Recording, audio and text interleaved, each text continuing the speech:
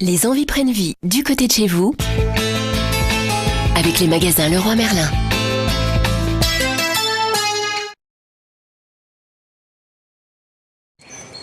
Dominique et Marie-Eugénie ont décidé d'aménager les écuries de leur ferme pour en faire des chambres d'amis. Problème, comment desservir les chambres par un couloir intérieur sans détruire la magnifique charpente qui cloisonne les pièces? Solution, une coursive extérieure. Donc on a fait une coursive extérieure, ce qui est d'ailleurs de toute façon la façon de faire dans les fermes anciennes bressanes un peu plus riches qui avaient un étage. Et c'est comme d'habitude Dominique qui s'est collé, qui a fait toute la coursive à l'ancienne, toute la balustrade en fait avec des poteaux octogonaux, je crois qu'ils sont octogonaux, enfin ils sont à plusieurs facettes, en chêne, voilà, massif, comme c'était de toute façon, toutes les poutraisons sont en chêne ici. Donc on a résolu le problème en passant par cette coursive. L'idée c'est qu'on ait l'impression que ça a toujours été là, évidemment, voilà.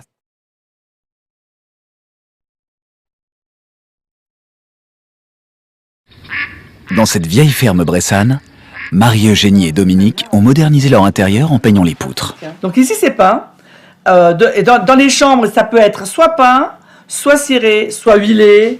L'idée c'était d'éclaircir et de rendre plus moderne surtout. Parce que quand vous avez un plafond en poutre brute, c'est immédiatement rustique. Un petit brossage sur les parties en aubier là, qui sont toutes vermoulues, aspiration pour qu'il n'y ait plus de poussière, et puis après peinture. Hein.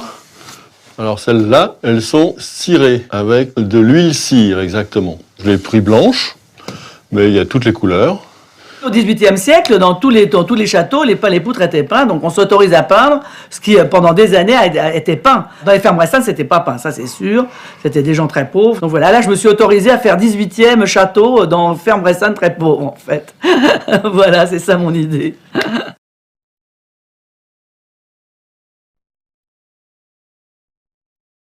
Alors ici, le sol, c'est les pierres de Bourgogne en petits morceaux. Voilà. En fait, c'est des fins de l'eau. Ça coûte pas cher du tout. C'est en vrac. Et ensuite, en général, les gens les mettent dans les chemins pour boucher les trous. J'exagère à peine. Et là, Dominique a fait un travail d'artiste avec des gabarits. Enfin, il a fait un puzzle géant pour faire ses sols. Alors, après, c'est un travail de patience. Il faut chercher la pierre qui va aller bien boucher ce trou-là. Voilà. Ça s'appelle le calpinage. Le calpinage, c'est la façon de poser les pierres, quel que ce soit, classiquement en bande ou en carreau, etc. C'est la façon dont on organise les pierres, en fait. Il y a des gens qui pensent d'ailleurs qu'on a acheté des dalles, des grandes dalles complètes. Alors qu'en fait, non, le petit bout, il l'a posé en même temps que les grands. C'est absolument unique. Personne n'a ce sol-là nulle part. Ça, j'en suis absolument convaincue.